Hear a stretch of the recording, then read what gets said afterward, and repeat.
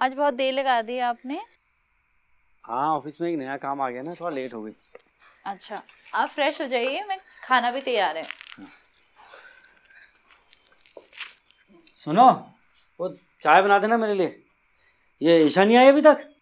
अभी नहीं आई है, उसके यूनिट टेस्ट आने वाले हैं ना, बोल रही थी सर थोड़ा एक्स्ट्रा पढ़ाएंगे। अच्छा, आप हाथ मुंह धो लो, मैं चाय बनाती हूँ।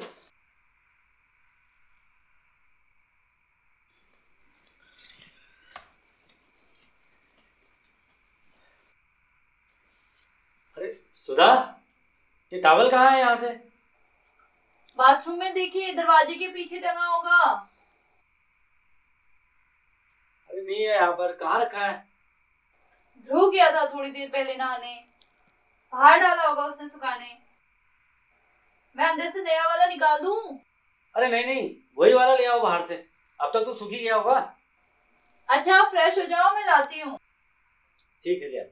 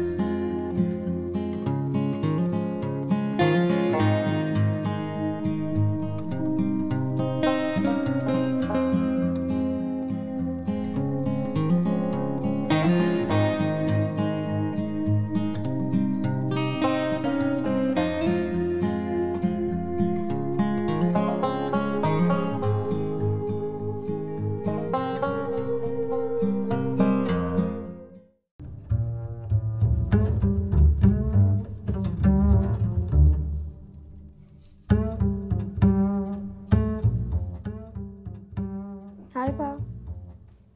और बेटा, ट्यूशन से कब आई? जब आप नहा रहे थे। और पढ़ाई कैसी चल रही तुम्हारी?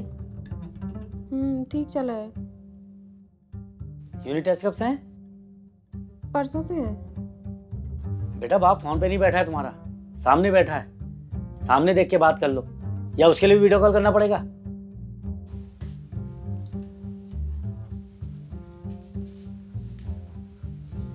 ध्रुव कहाँ है? वो अपने दोस्त के यहाँ गया है, उसकी बर्थडे पार्टी है ना, तो बोल रहा था कि डिनर भी वहीं करके आएगा।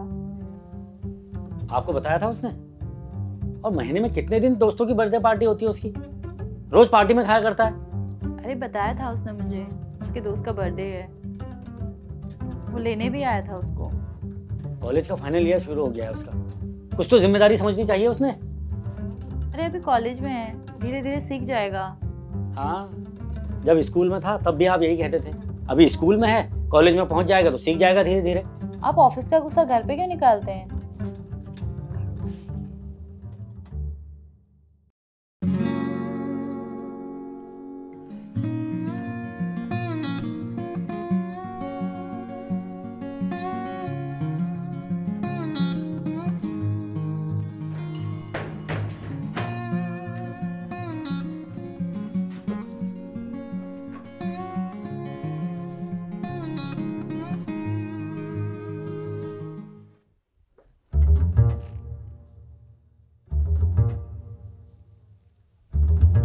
कल बड़ी देर से लौटे तुम? हाँ डैड, वो अंकुश का बर्थडे था ना, तो थोड़ी देर हो गई रात को। 3 बजे को? रात नहीं, सुबह कहते हैं बेटा। कॉलेज कैसा चल रहा है तुम्हारा? ठीक ही चल रहा है डैड।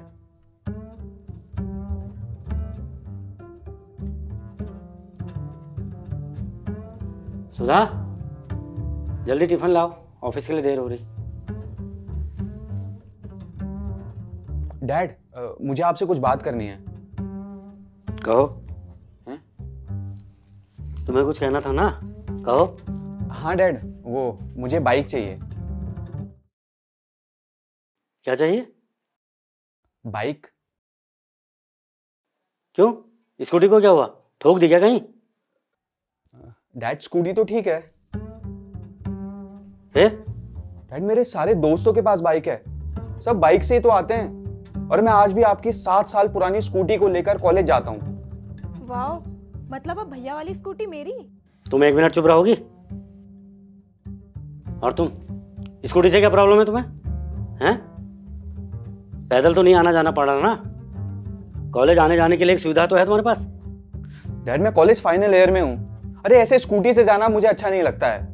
जूनियर्स के पास तक बाइक है और मैं, सारा इंप्रेशन खराब हो जाता है मेरा। अच्छा, और क्या परसेंटेज बनी थी लास्ट सेमेस्टर में? फिर से वही। चुपचाप जो मिल रहा है ना उसमें खुश रहना सीखो। अभी पिछले महीने तुम्हारी फ्रेशर पार्टी के लिए 4,000 रुपए दिए थे मैंने। इतना पैसा नहीं है मेरे पास। होता ही कब है। ध्रुव, स्कूटी से कॉलेज नहीं जाऊंगा बस। क्या कहा? फिर से कहना जरा। ध्रुव, आप जाइए ना ऑफिस को, आपको लेट हो रहा है। तुम तभी सीखो वापस से बात करना।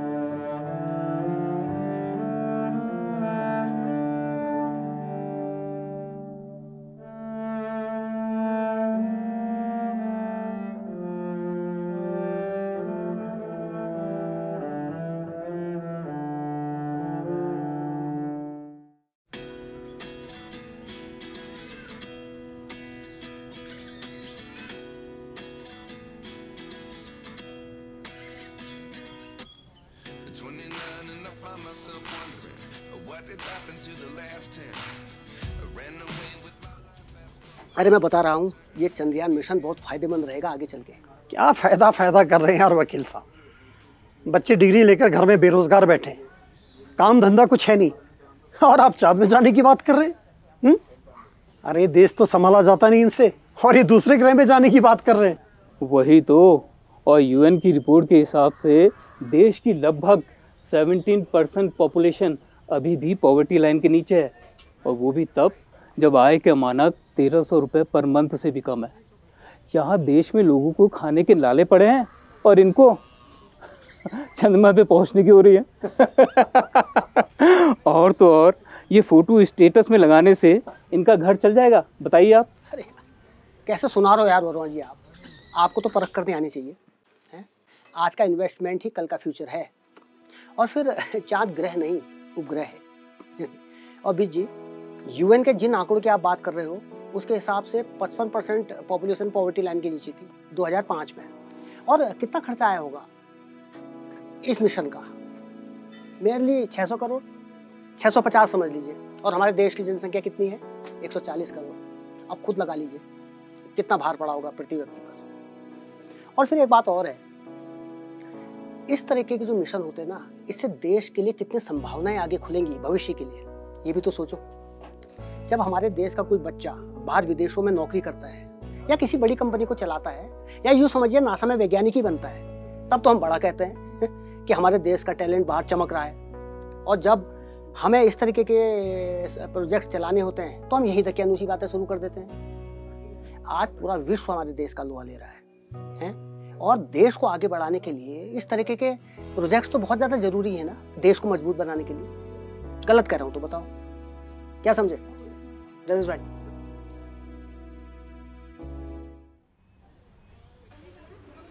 क्या बात मेहता जी, बड़े चुप और शांत हो। भाभी जी मायके चली गई क्या? अरे नहीं, वो बात नहीं है। तो फिर क्या बात है? दरअसल लड़का बाइक मांग रहा है। लड़कों का काम ही मांगना। मेरा भी आया था पिछले हफ्ते छुट्टी पर, बोलता है पापा नया फ़ोन चाहिए, और एक्सक्यूजेस कि 1.5 साल से एक ही फ़ोन चला रहा हूँ। यहाँ साला 7 साल से मैं एक ही फ़ोन चला रहा हूँ खुद। स्क्रीन पर दरारें पड़ गई हैं, स्क्रीन दिखनी तक बंद हो गई है, और साहबजादे को नया फ़ोन चाहिए, और वो भी आईफोन। और क्यों? क्योंकि उससे फ़ोटो अच्छी आती है। मेरा लड़का कहता है फाइनल ईयर में स्कूटी से जाना अच्छा नहीं लगता, जूनियर्स के सामने अच्छा इंप्रेशन नहीं पड़ता। क्या बताएं। अरे मेरा तो जितने दिन यहाँ रहा मुँह सड़ा के बैठा रहा। उसकी माँ ने दिए उसे मोबाइल के लिए पैसे, बेचारी अपने मंगलसूत्र के लिए बचा रही थी। तो अब आप क्या करोगे? अब मैं क्या करूँगा? मुझे बना कर देना पड़ेगा उसको नया मंगलसूत्र। अब नहीं तो वो मुंह सड़ा के बैठ जाएगी। यार वैसे लिख लेना भाई खाते में।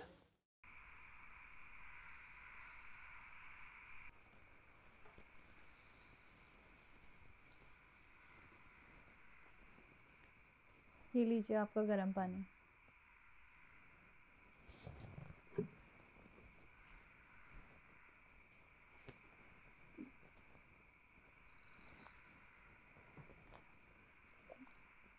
आज ध्रुव ने खाना नहीं खाया। अच्छा है ना, 2 दिन खाना नहीं खाएगा तो घर का राशन बचेगा। क्या अब 2 दिन खाना नहीं खाएगा तो बाइक ला के दे दूँ उसे? मालूम भी है कितने की आती है बाइक? और स्कूटी में क्या खराबी है? नहीं चलानी स्कूटी तो मेरी बाइक चला ले, मैं चला लूँगा स्कूटी। आपकी वो सेकंड हैंड फटफटिया जो 4 किक के बाद स्टार्ट होती है। फाइनल ईयर है उसका, इसके बाद आगे पढ़ेगा, शायद ट्रेनिंग भी करेगा। और ईशा का भी तो 12th है, वो भी तो कुछ करेगी। इस सब के लिए खर्चा लगता है। आपके लिए तो आसान है कहना। मैं थोड़ा ना बोल रही हूँ उसे बाइक दिला दो, मैं तो बस बता रही हूँ कि उसने खाना नहीं खाया।